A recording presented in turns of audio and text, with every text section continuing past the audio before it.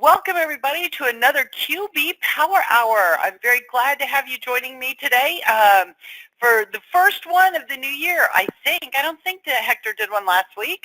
So happy new year to everybody. Very glad to have you all joining me. Hopefully you all enjoyed the holidays and everything with your friends and family. And now, yes, it's year end. It's that busy time for us. So I'm very glad to have you guys joining me today. So our topic today is 1099s in QuickBooks and a couple of other year-end tips that are thrown in there as well. First of all, our agenda, a little bit about the QB Power Hour initially, then we'll talk about the CPE process. We'll talk about our topics of the day, which we're going to go through the 1099 process in QuickBooks Online. And there's a new feature in here to help you learn. You'll learn about the new way to request information from your subcontractors. It's a great time-saving feature, and it minimizes any entry errors and things like that. So if you haven't seen it yet, which I bet a lot of you have not seen this, I'm going to actually demo it for you instead of just doing slides so you can see how cool that is, and you'll be able to utilize it right now when you're working with subcontractors trying to get those 1099s out.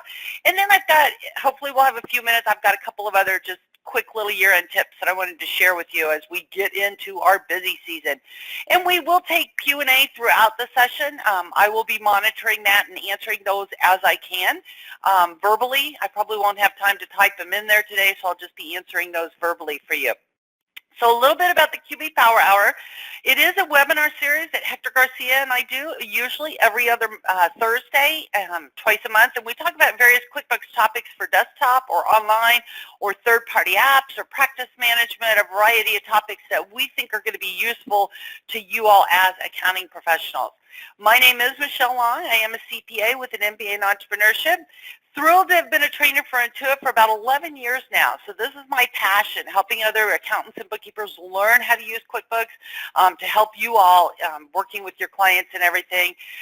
So that's a little bit about me. And Hector Garcia, my partner in crime, he's been covering them the last few months while I've been busy on the tour going around to various cities speaking and presenting, and Hector's been covering that. But now Hector's the one with a super busy schedule with year end. As you know, he does a lot of tax work and a lot of client work, and so I will be taking over for the next few months.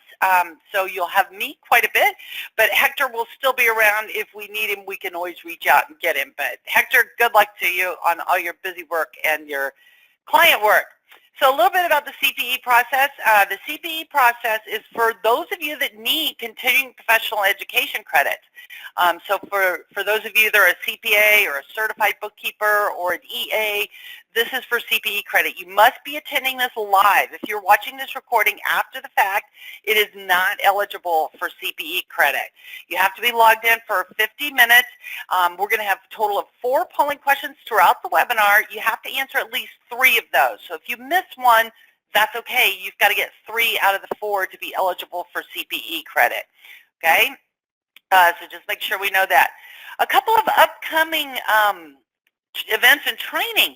The fall training tour, well, now it's gone into the beginning of the year here.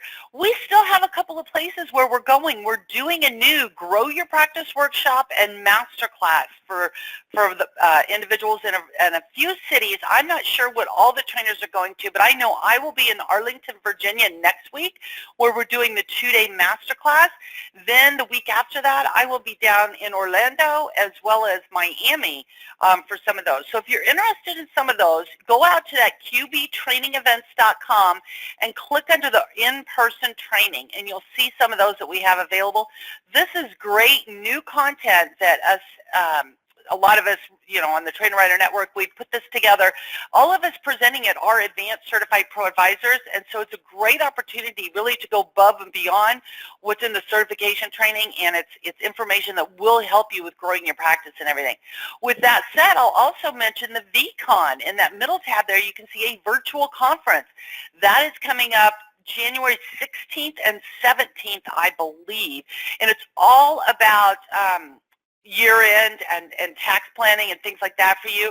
I know I'm doing a session for QuickBooks at year-end. There's a lot of sessions in there on tax reform for the bookkeepers to help get you up to speed and what some of the new changes have been, bookkeepers or accountants.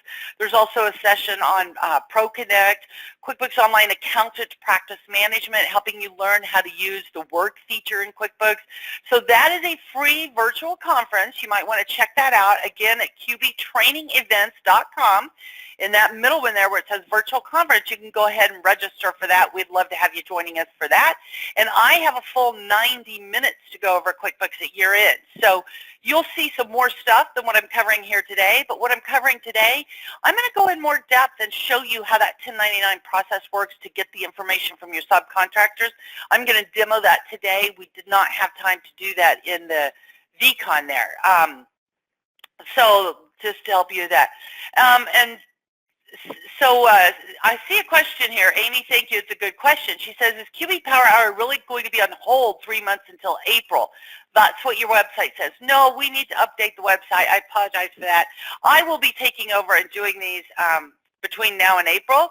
Hector's going to be super busy with tax season, so I will be covering them between now and April.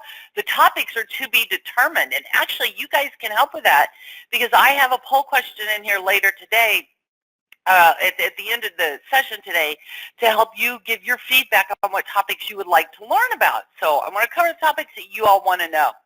But let's get into our topic for today, okay? So 1099s in QuickBooks. And before I launch into this, I'm going to go ahead and kick off a poll question here for you.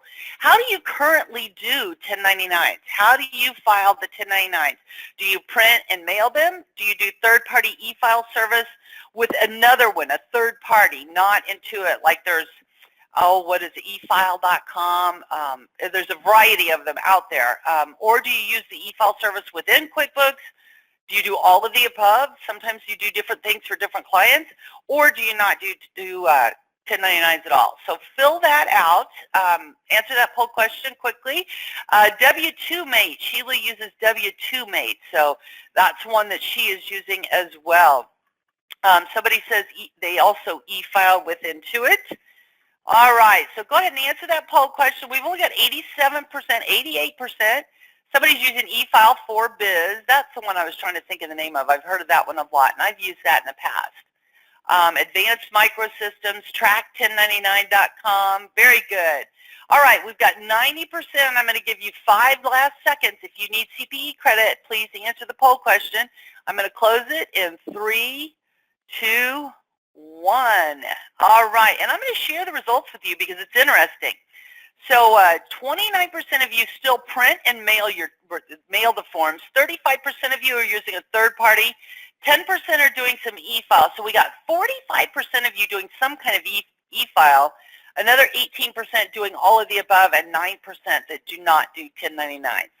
Okay, well, hopefully I'm going to show you some new stuff in here, not just about e-filing, but also information to get the information from your subcontractors. You know, this time of year, I think a lot of us spend a lot of time chasing down subcontractors to get their addresses and their ID number and all that. I got a great way that's going to save you time when it comes to doing that. Okay, so let's get on in and talk about 1099s in QuickBooks. Now, I'm going to be demoing and talking about QuickBooks Online.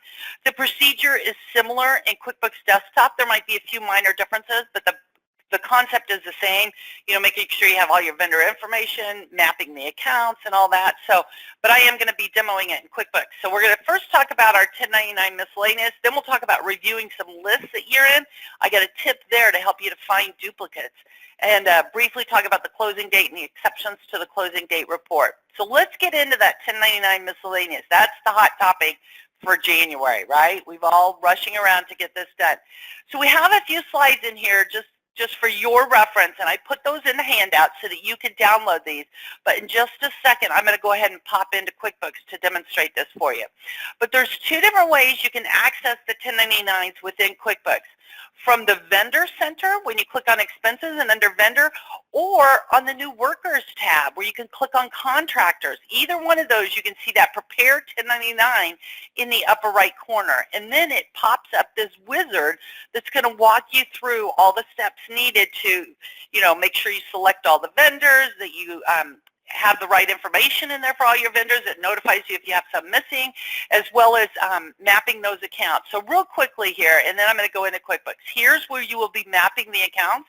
Which accounts have you been mapping things to that need to go on the 1099, and which box of the 1099? For example, here you can see we've got box 1 for rent, and then we have box 7, which is most of ours, for the non-employee compensation. And that has multiple accounts. You can see them listed there: advertising, commission and fees, legal and professional fees, etc. As you know, any contractor, subcontractor, that is not a corporation. So if they're a sole practitioner, if they're an LLC, taxed as a sole practitioner, you need to do that information for those sole practitioners or LLCs taxed as a sole practitioner, so that you're reporting that information per the IRS requirements, right? Here's an example of where it will highlight in red when you have any vendor information that's missing. So you can see in this one we're missing the address and the tax ID information. You can add additional vendors. Let's say you forgot to mark one is eligible for a 1099.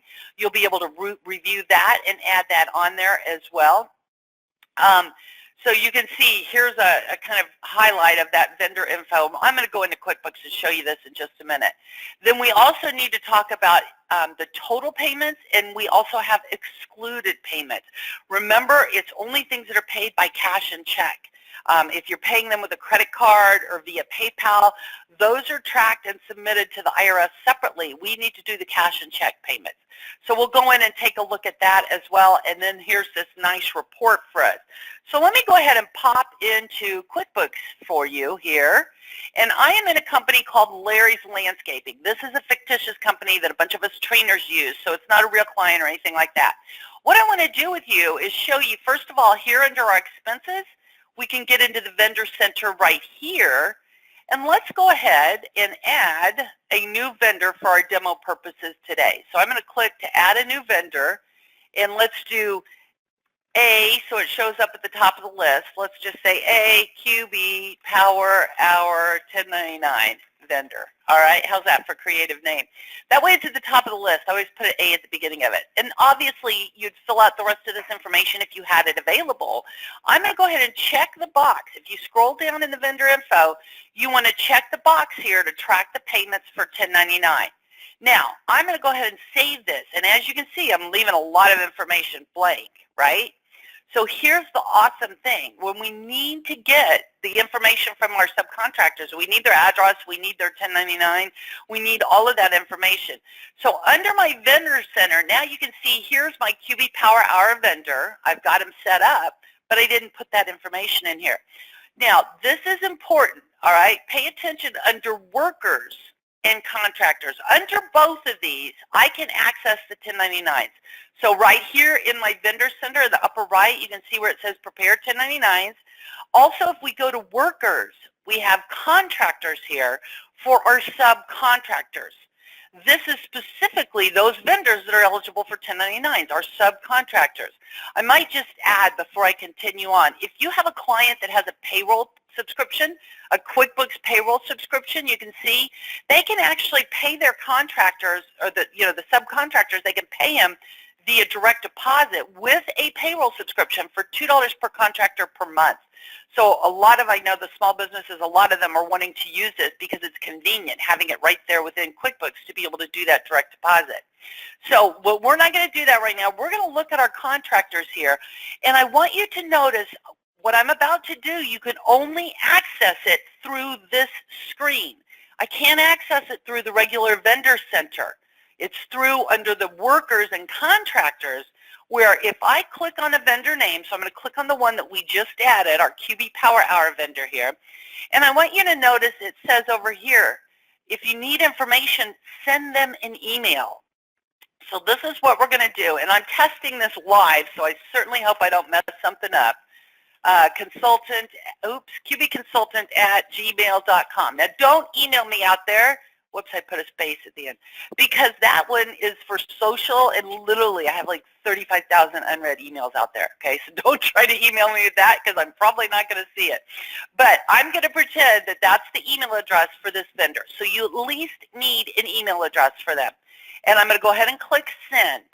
So I'm sending this subcontractor an email asking them for their information. Now, I'm going to pop into my email, which I happen to have open on the other screen here, and let me pull this up. Sorry, I got to hide a few of my GoToWebinar things.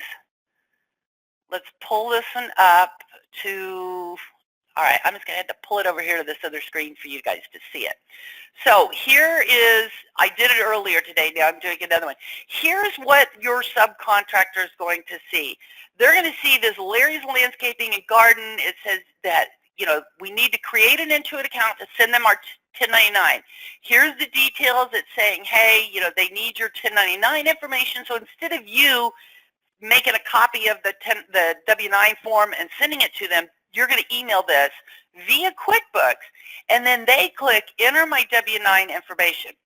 And this is so awesome because it's going to take them in, and either if they already have a QuickBooks account, they can sign in, or it's going to help them create a new free account. All right, so when they create this new free account, it's going to give them QuickBooks Self-Employed.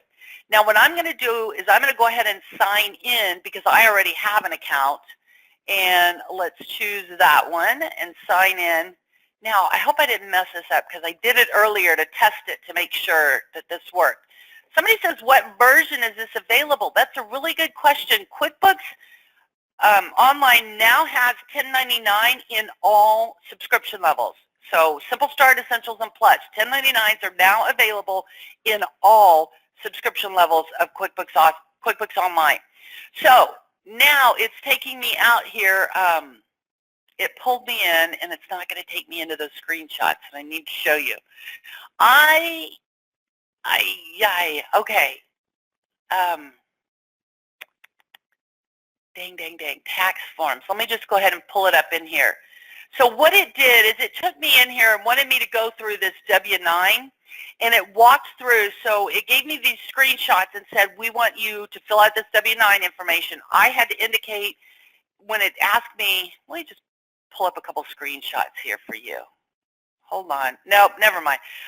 Okay, so I went through, I filled out this information manually, and I put in there my address. This is all fake information, fake ID number. I just made that up. And put the information in there. You have to indicate which you are, an individual or a sole proprietor. So I filled that information out. I got the email. I clicked to fill out the W-9. You also have to click up at the top where it says to that you agree to sign. It has a DocuSign thing for you where you can sign it digitally, and you have to click to agree to that. And then you check the box that I certify that all this stuff is true, and I'm not eligible for backup withholdings, and I'm a U.S. citizen, and you fill all that out, and then they are able to e-file that information. And so you go through and you look at this, and here you can see the sign and save. I already updated that, so it's already out there. But then let's go back into QuickBooks and look. If it didn't work right, then I'm going to have to see, see how it's waiting for info? So it knows that I sent that out there, and now let's update and refresh my screen, and let's see how fast that can update. Because what's so awesome about this, it hasn't updated yet. What's so awesome is it will put this information out there and have it available for you. Let me just show you. This is one I did right before we started. I added a new a test 1099 vendor. I added this out there, and you can see it pulled in. Here's the same information I had, like 456 Main Street, and my fake ID number. It automatically pulls that information into QuickBooks Online for you. So you send an email to the subcontractor. It helps them either sign into QuickBooks or Intuit account, or it creates a new QuickBooks Self-Employed for them. They fill out that information, they digitally sign it, and then bam, it comes back into QuickBooks for you. So you don't have to enter the information manually. So no more chasing down them, trying to get this from them. They can fill it out on their phone if they need to in a matter of minutes and get that information to you. There's no data entry errors because you're not taking it from the W-9 and putting that information in here. It's coming through automatically. So it really is great to save us time to have this information available. Plus, when we do the 1099s, if we use the e-file service through Intuit, that information is going to be available to them in their new QuickBooks Self-Employed so they can access that. As you can see back over here under the QuickBooks Self-Employed, QuickBooks Self-Employed, I've got my tax forms. So under 1099s, they would have those out there where they can access those themselves. So if it's March and they're like, hey, I can't find my 1099 to do my taxes, they're able to self-serve, and they can go out, log into QuickBooks Self-Employed, and they can access that 1099 themselves. And so I got some questions. Do they get charged for self-employed? It's free for this aspect. If they decide they want to start using QuickBooks Self-Employed to track their income and expenses and things, they certainly can do that, and then they would need to go ahead and subscribe. But they've got the QuickBooks Self-Employed for the tax forms and the 1099 piece of it. That's free. If they want to start their subscription, of course they can do that, where they can hook up their bank account, swipe left or right, business and personal. It'll track their mileage. Again, this is only Schedule C filers out there. But I don't know about you, I absolutely love how they've integrated that with QuickBooks to help save us time requesting and getting these things. So somebody says, some people get confused when they have to pay for the QBO account. They think they have to pay. It says on there that they're signing up for a free account, or it says that it'll create a free account for them. So it specifically says free, so they don't have to worry that. Okay, so somebody says, if I am a single member LLC that has an EIN, should I use my social security number? No. If you've got an EIN for your business, which you should, you use your EIN, all right, your employer ID number. I might have said taxpayer ID number, and you use your business employer ID number.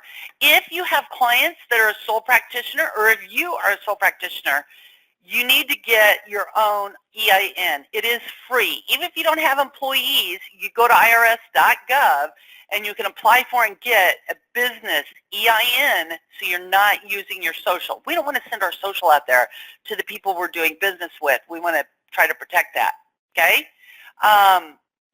Somebody says that this is somebody thinks it's overly aggressive creating a QuickBooks Self-Employed account for requesting the W-9. You know, Vivian, this is up to you whether you want to use it or not, but I know if you email somebody and ask them for their W-9, you don't want them to email it back for you because it's not secure. With this, Intuit is having them log into a secure environment. They're doing that off of QuickBooks Self-Employed. They don't have to use QuickBooks Self-Employed for anything other than getting their 1099 information from you and having that available.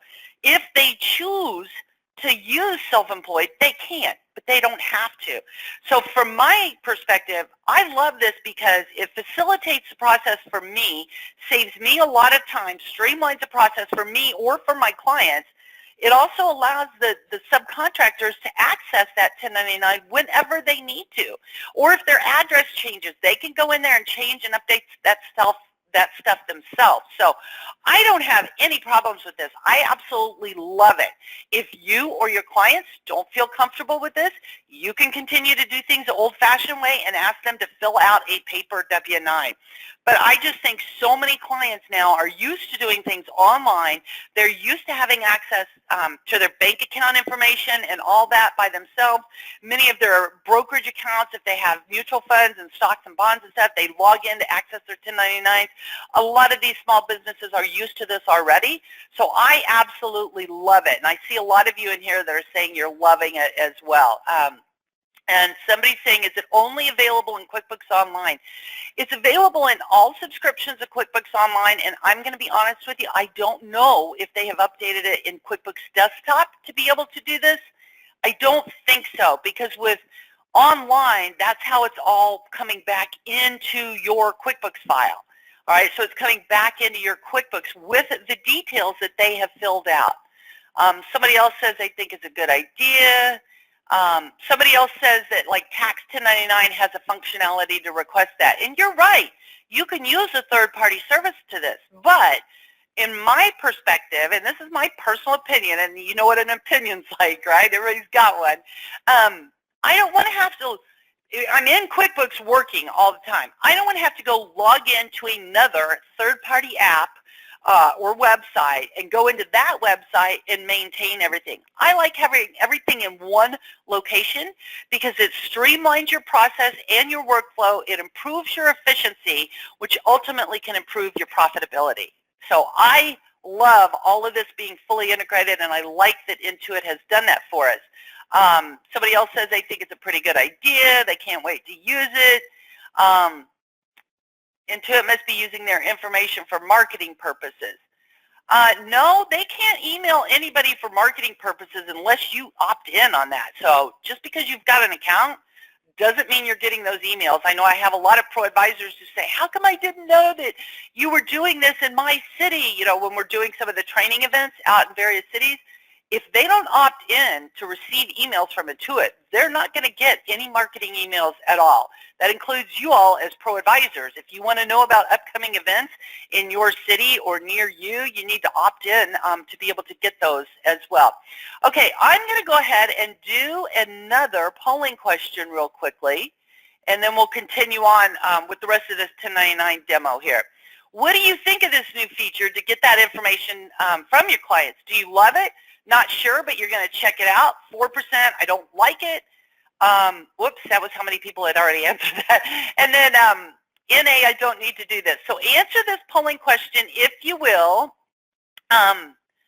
Somebody says, is there a charge for me or my client for preparing and filing 1099s in QuickBooks? Yes, there is.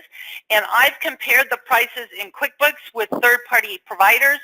It's very, very comparable in pricing, and I like the aspect that it's all in one within QuickBooks. I don't like going out to another system to log in to do it over there. I like it all within QuickBooks. That's personal preference.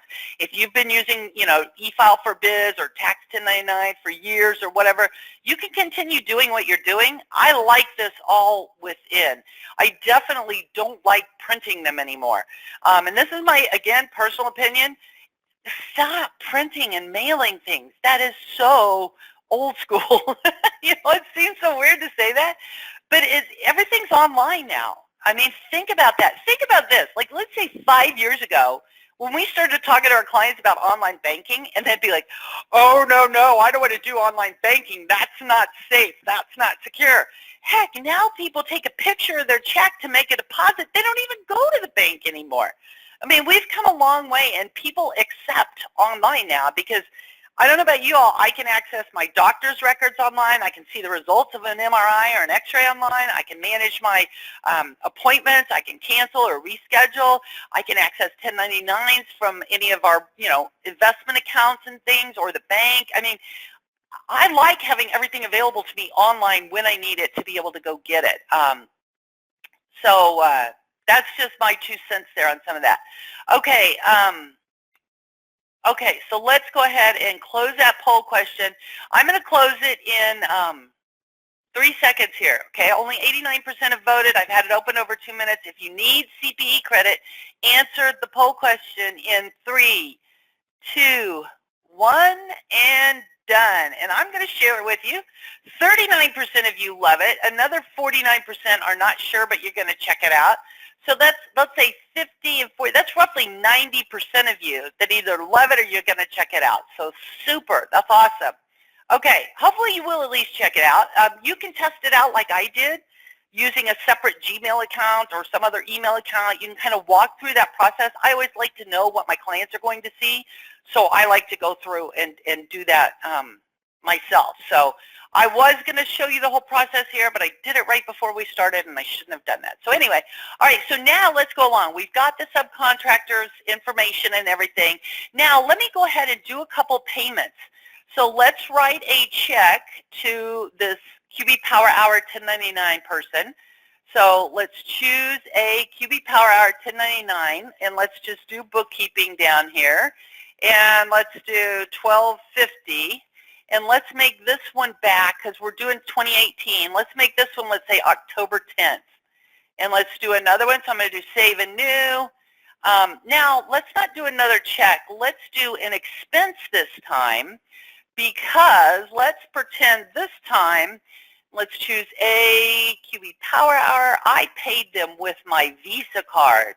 Okay, so this time I started paying them with my Visa card because I want to get the, and let's do $2,000. And I'll make this November and December, and let's do it on the 12th.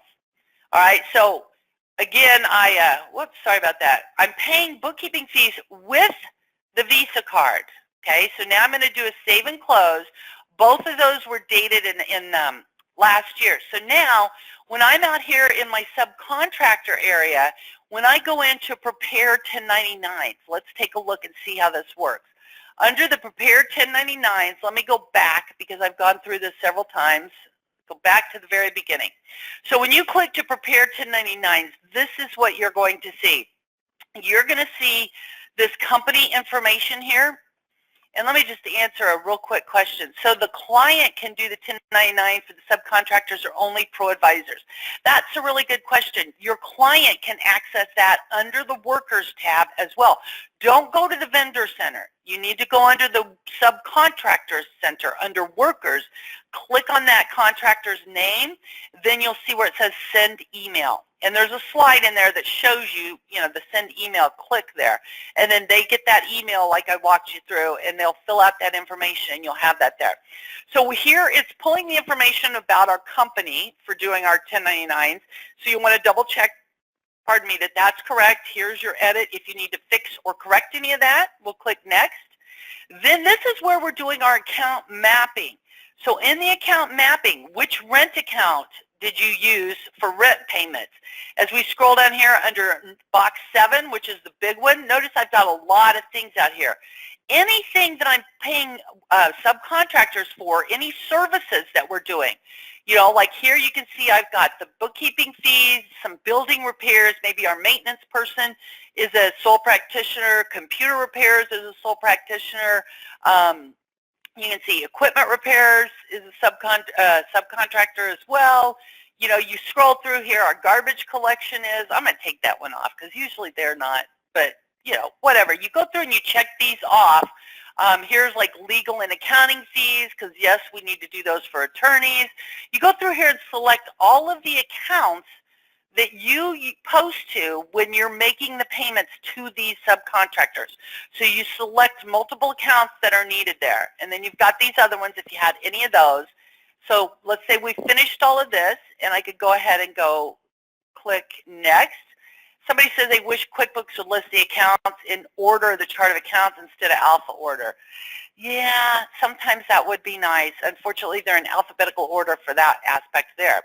But if we have time, I'll show you something on your reports that you might like on changing the order of things. So after you've done your account mapping, then we get to step number 3 where we're looking at our contractor info. And you can tell we're missing a lot of information here. I could go in and edit and go into that and fill this out manually. Those of you that don't want to send it to somebody, you can manually fill it out within the vendor center, the contractor center, or here just clicking on edit and fill that information out there on the fly, if you will. Okay, so all you need to do is click edit, but it's going to alert you all the red information that's missing, so you can go through and fix that and fill that information out.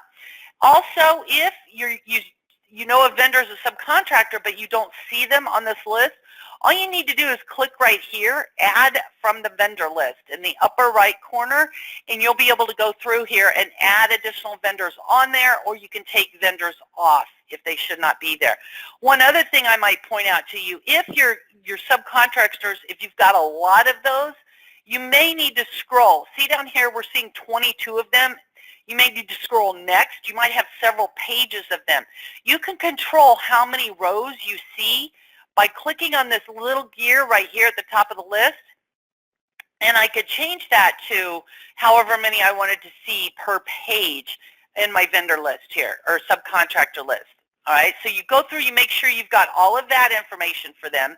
Then the next screen is that you're going to click to go in here and make sure the payments add up. So you can see here, I went in and made those 2 payments. I did one for $12.50 for a check, but then I have excluded payments. So my total payments to this vendor was $32.50, right? I paid them $3,250 throughout the year. $2,000 is excluded. Why is that excluded? Well, if you will remember correctly, I'm going to pop to bring that up. You'll see I paid that with a Visa card. QuickBooks knows that certain payments are not included on the 1099 anymore. Remember, those are reported on the 1099-K by the credit card company or by PayPal or whoever. So if you're using a third-party payment system, those are covered under the 1099-K, I believe it was called. Then the payments that I wrote a check for are showing up as included payments that will be on the 1099. So those payments that were cash or check, this was a check that I wrote, so that is included on my 1099. So this report will give you all of that information. Now, one thing that's real important to remember, this is one of those tips that you might want to jot down so that you remember, is let's say it's, February 10th and you want to print out a list of all the 1099s, all that information. You go in and look in the report center and you can't find that report. Where you get that information is right here. Print the information sheet. This gives you that 1099 report. You'll see it here. It's a little small. Let me zoom, see if you can see it better. It would give you all the information on your 1099s. So that's the only place you can access this report is within the 1099 wizard. It is not in the report center. It's here in your 1099 wizard, all right? So make sure that you remember that and print that report, print it to PDF and just save it so you've got that available. Again, in the 1099 wizard where you're looking at the payments, right here is where you're going to put that there. Somebody says the bummer with this is you can't email it to your client to approve. Sure you could, Deborah. You can print this information sheet to PDF and then email it to the client to review and provide their approval or corrections to it.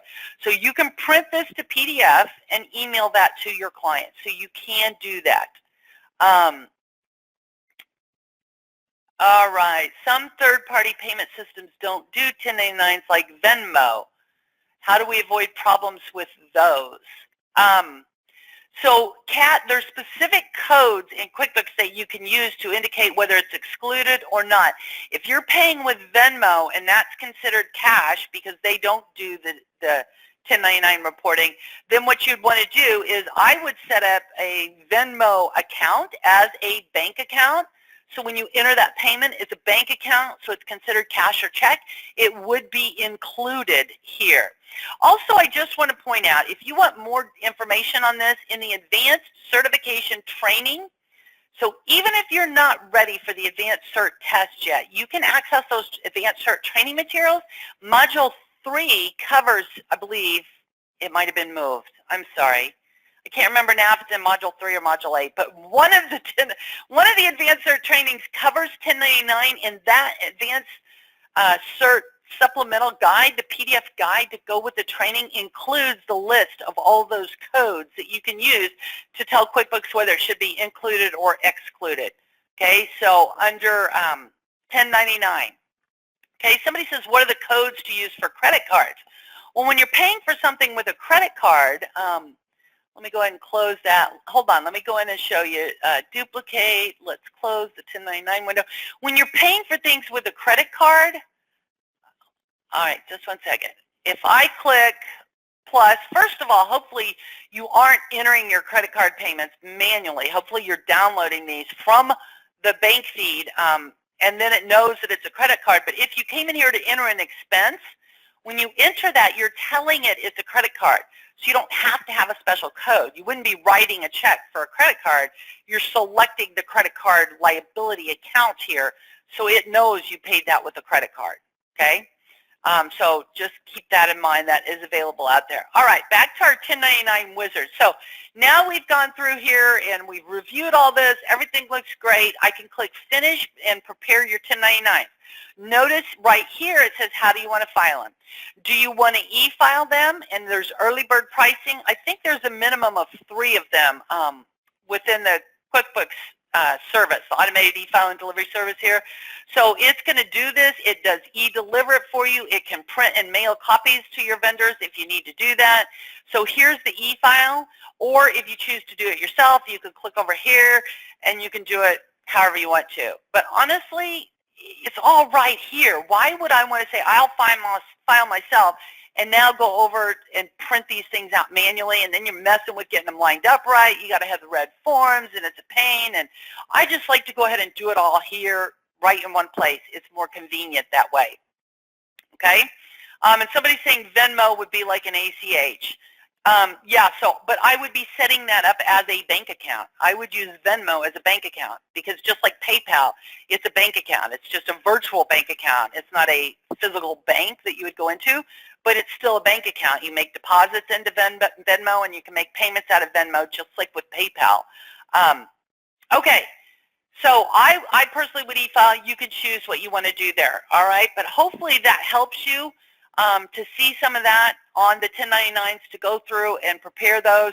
And again, you can choose how you would like to do those. Here's that screenshots that we've already covered on the 1099s. And I went through this with you. That was some of the screenshots there. All right, hopefully a lot of that will help you with some of that stuff. All right, so now these are a few other QuickBooks tips that I wanted to share with you, and actually I haven't done that many polls. Let's launch another poll question. So this will be poll question number 3. We still have another one coming up, but go ahead and answer this poll question. How do you feel about a messy QuickBooks data? I didn't say file because with QuickBooks Online it's not technically a file. How do you feel about messy QuickBooks data though? Do you love getting in there and cleaning it up? You don't love it, but you do it because your clients pay you to do it, and it's a lot of times good money, or you'd rather be doing something else. How do you feel about a quickie cleaning up a messy QuickBooks file? Now, I still love a quickie messy QuickBooks file to get in and clean it up. I still love that. Don't forget, we've got all these tools that are available to help us to clean things up faster. So I recommend you don't charge hourly anymore. Okay, those of you that I hear you already, but Michelle, I have to charge hourly because I don't know how long it's going to take me. Usually, as you go through and look at it, and I'll pop in and show you this QuickBooks overview in a minute, the client overview that will help you to see some of this. But you've got the write-off invoices tool, you've got the reclassify transactions tool. In just a minute, I'm going to talk about the account mappings and how you can fix some of those and stuff. So there's a lot of tools that we have out there to clean these things up a lot faster and more efficiently. You can undo bank transactions that were added and posted incorrectly. You can undo it and redo that. So there's a lot of awesome things that you can do, not to mention third-party tools that we can use to import transactions, mass delete transactions, mass make corrections. There's all these tools. That's one of the things that we cover in that QuickBooks Masterclass, is the tools for manipulating data and things. So instead of charging hourly, we want to give our clients a range because there will be some unexpected things. So maybe you tell them it's going to be at least $1,000, and it might be $3,000 depending on what we discover as we're working out there. So you give them a range, but there's no reason that you're using these tools like reclassify transactions where you can fix incorrect postings in minutes, a fraction of the time compared to doing those manually. So that really helps save us a lot of time. So I encourage you to switch to value pricing and give them a range on that. And then have them pay part of it up front, because if they're not going to pay up front, what makes you think they're going to pay later, right? And then as you work off, let's say the first $1,000, then you say, okay, we're going to go ahead and charge you another $500 or another $1,000. You keep having them pay as the work progresses. Don't wait till the very end. That's how you can get burned sometimes. If they're not willing to pay you up front and as the work progresses, they're not going to pay you at the end. Okay, my 2 cents. Okay, now this poll question, last call on the poll question. How do you feel about a messy QuickBooks file? I'm going to close it in 3, 2, 1, and done. Okay, how do you feel? I'll share this one with you too, because I always love to see what other people think. All right, 37% of us love this. We love a messy file and we love cleaning it up. 44% love it. don't love it, but they do it. 16% says, I'd rather do something else. And I completely understand that. And that's what's great about having all these peers in our accounting industry. You can find other people that love that. For example, I don't like taxes. Any of you that have heard me speak, you know I don't like taxes. I don't do taxes. I don't want to do my own taxes. But what I did, I exchanged referrals with other tax professionals who like to do the taxes. They can give me the QuickBooks file. I'll clean that up, and then they can do the taxes. So network with your peers for them. Somebody else said, I'll take those 44% cleanup. So somebody says they'll take it from you. So network with your peers. Okay, it's a great opportunity for networking there. And Denise says, I don't do taxes either. All right. I'm going to go ahead and hide that now. A few more QuickBooks tips at year end that will help you. And again, I can cover more QuickBooks at year end in the next QB Power Hour. You can go to the January 16th and 17th, the very first day, QuickBooks at year end. You can go, I've got a 90-minute session there where I'm covering various year-end topics. But I'm going to have a poll question in just a minute on what topics you want to see for some of the upcoming Power Hours. If you want me to cover this again, more detailed stuff in a couple weeks, we can do that as well. Somebody says, I guess I just need to learn more about cleanup. And that's a topic that we may need to discuss for a future one here. Okay. We want to clean up our list. At year end, it's a perfect time to do this. I know you guys know, or we can cover it another time, writing off bad debts with the write-off invoices or not, using the reclassify transactions tool for things.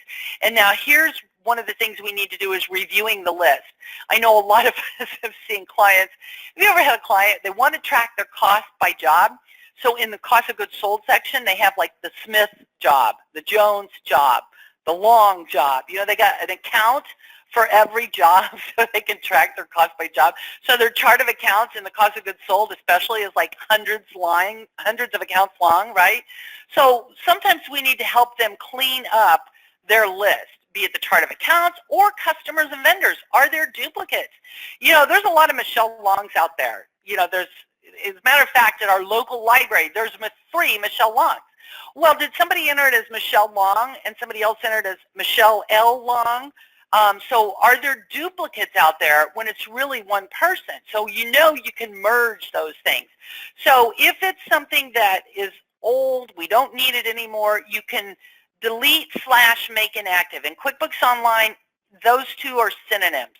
It'll say, do you want to delete this? But it's really making it inactive. So if you want to delete something, first of all, make sure the account balance is 0, or if it's an inventory item, make sure it's 0, or a customer or vendor or whatever it is on the list that you need to delete or make inactive, make sure it's 0 first. For those duplicates, we can merge those accounts. So let's say, for example, somebody set up phone expense and somebody else set up telephone expense. We can merge those two. So if I want to keep telephone expense, I go under phone expense, edit the account name to match the other one, telephone. Then when you go and save and close, you're going to see this message that says this name is already being used. Do you want to merge the two? And this will take all the history from phone and put it into telephone or customers or vendors or whatever it is you're merging. There is no undo there, so be very careful. We also can go in and change our account types or mapping. Maybe they set something up as a cost of goods sold account and you want to make it an expense account. You can change the account type and move it down to an expense account. Or the mappings, and we're going to talk about this on the product and service mappings in just a minute. But here's a tip when you're reviewing, especially like your customer or your vendor list, you're looking for duplicates. You know, somebody might put in Michelle L. Long or Long, Michelle. I mean, they may put it in different ways. What you can do is run the customer contact list or vendors, depending on which one you're looking for, run it and sort it by zip code. Okay, let me just show you that super quick here. So I'm going to go under, that one logged me out. I will go back into this one. So I'm going to go under my reports, and under reports, when you go into your customer reports, I did click on that. It's a little slow for me today. At least I'm impatient. All right, so under our customer reports, customer contact list, and you could do this for the vendors as well. Come out here, run that customer contact list, click customize up on the top, And then when I click Customize, go under your rows and columns. I want to group by my zip code, the billing zip code. Run the report. Now, everybody that's in the same zip code, I'm going to see out here, so I can look, are these two really the same? Because it's the same zip code, should those two be merged together? But over here, I see, well, they really have different addresses. One of them is Main Street, 123, and the other one's 456. What's going on? Review this with your client, okay? Like in my case, at our local public library, there's 3 Michelle Longs. We're all each legit individuals, I would assume, so they don't want to merge us because we're 3 separate individuals, unfortunately the same name. But this allows you to review. You can talk to the client and say, hey, are these really 2 separate customers, or should they be one? Or should one be a sub-customer of the other one? So, and that's what we actually have here. One's a sub-customer. But it allows you to go through and review stuff by zip code so you can find some of those duplicates quickly and efficiently. So that's a tip that might help you when you're reviewing those lists, trying to do some cleanup. Now, the other thing you'll want to review at year end is your products and services list. And I'm just going to pop back into QuickBooks here, and you guys have the slides you can look at later. But in your products and services list, what you want to do out here, I'm going to click on the baby gear right here, the grid gear.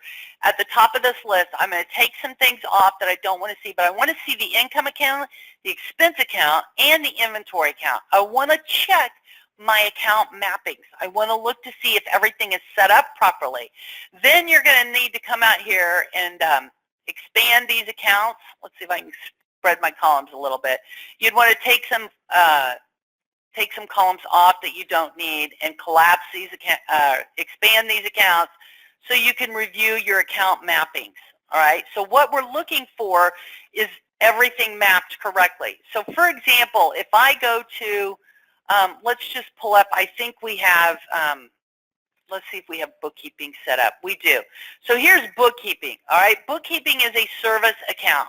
I can make it a 2-sided item. For example, let's say I am paying a subcontractor. Maybe I'm paying Hector. Of course, this is just an example. Pretend I'm paying Hector as a subcontractor. I'm outsourcing some of my work to Hector. So not only do I invoice and sell bookkeeping services to my clients, I invoice and put it on a sales receipt, bookkeeping services, but down here when I'm looking under purchasing information, if I'm paying a vendor or a subcontractor, I could put that here, and let's find the bookkeeping, whoops, 2 Ks, Michelle. Bookkeeping service or bookkeeping fees expense account. This is called a 2-sided item. I want to track it when I invoice for it, so the income, and I want to track my expense, my bookkeeping fees. Especially if you got clients that are doing job costing and stuff, you'll want to make sure that they've got double-sided accounts set up and that they're mapped correctly. The income account is correct. Sometimes they put an expense account in for that income account, and you get some funny reporting. So review your account mappings out here. Now, I've got a couple of warnings when it comes to reviewing your account mappings. When I change a service account, so let's say I just went in and changed that from bookkeeping fees to accounting fees. If I change the account on a service item, it will give me the option here. And it could be the income account or the expense account. Do I want to update historical transactions? Unfortunately, this doesn't say update historical transactions from January 1st, 2018 and newer. It will update all historical transactions. Okay, so be careful of that. If it's a new client, haven't been using QuickBooks that long, and it's all 1 year, you might want to go ahead and fix all the historical transactions. This is one of those cleanup things that you can do to fix things quickly and efficiently. It doesn't take but a minute to do this. But be careful if there's closed periods in prior years, because you can and will mess up those closed periods. Now, it's going to ask you, are you sure, if you have a closing date set, but just be aware of that it will change all historical transactions. Now, when I get to inventory, inventory has 3 accounts, the income, the expense, and the inventory asset account. So there's 3 accounts.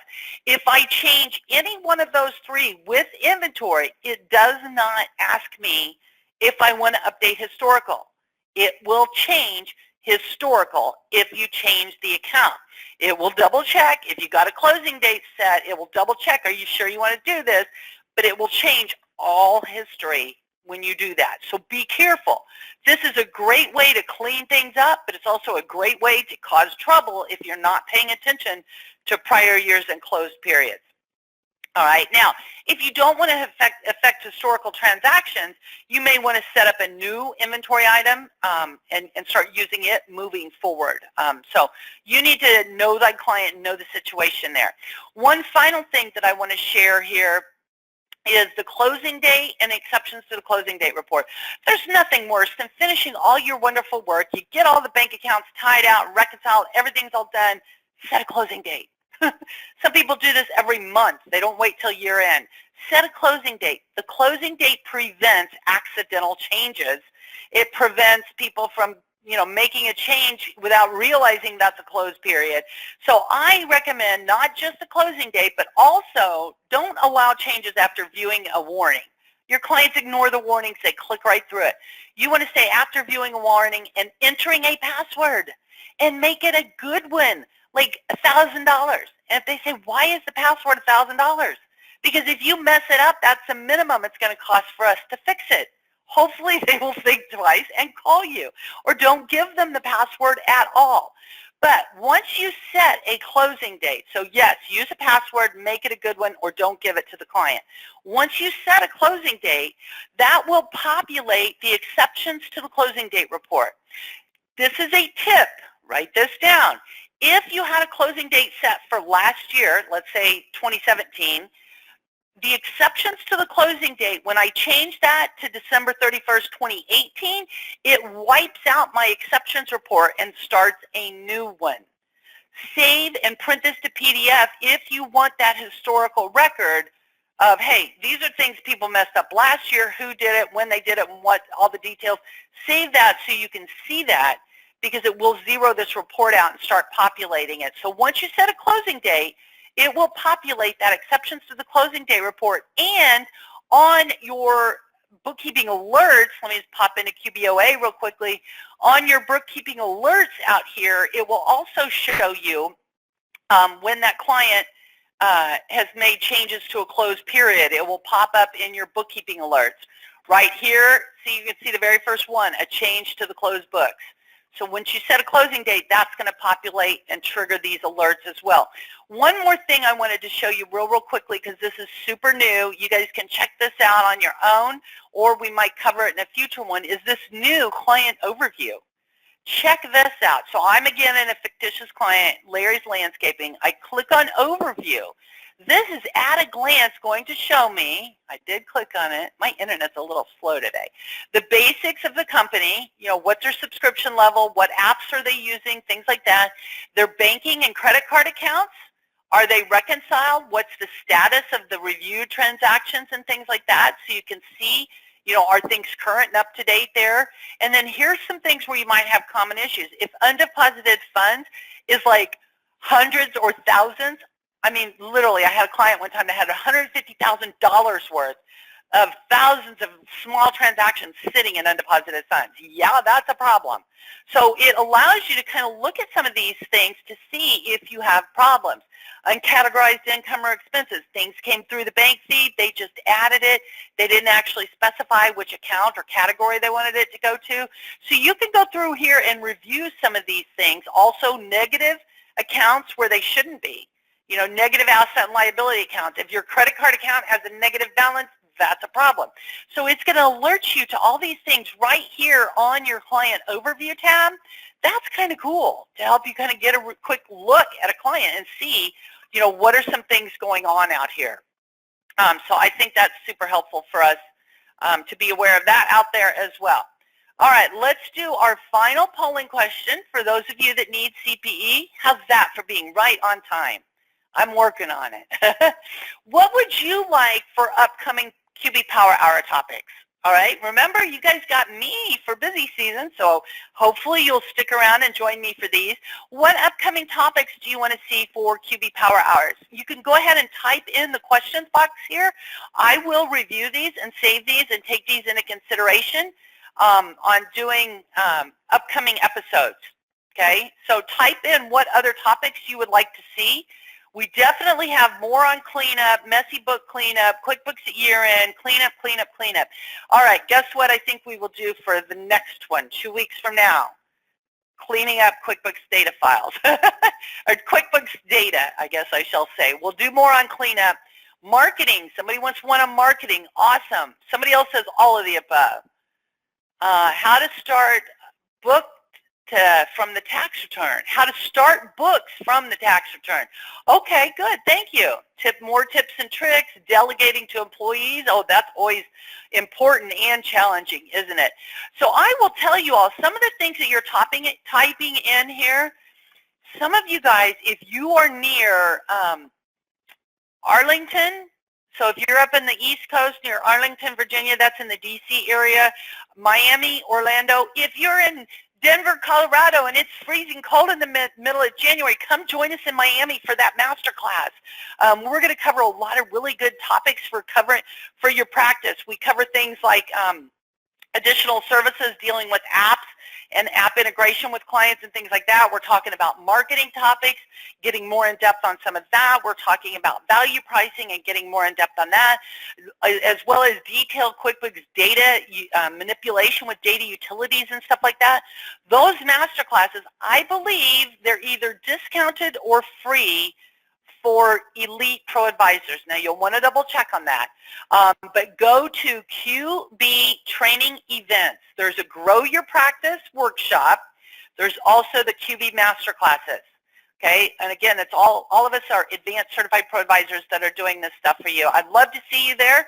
Come join me in Miami. My goodness, it's going to be warm. So if you're somewhere super cold, get a Southwest flight. It's not very expensive. Come down there and join us. It is a business expense. And we'd love to have you there for that stuff. Again, QBTrainingEvents.com. When is the Miami class? That is the week of the 23rd and 4th, I believe. I believe I fly out Monday. It's that week, 22nd, 23rd, 24th. It's Orlando and Miami. Next week, I'm in Arlington, Virginia with MB Ramondi and Heather Satterley. We'd love to have you guys join us for these things.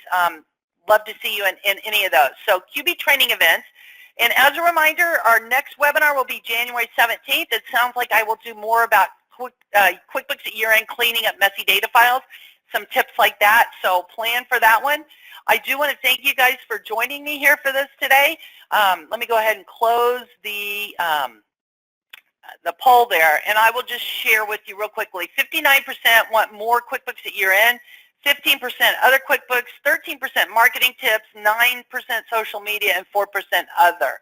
So very good. So thank you guys very much for joining me. I'm really glad to have you here with me today. Again, QBTrainingEvents.com. You can go find those local events to see if there's one near you. And don't forget the VCon, January 16th and 17th. It's all about QuickBooks at year-end and a tax reform update to help you get up to speed on some of that. All right? Thanks, everybody, for joining me today. I'll see you in a couple weeks.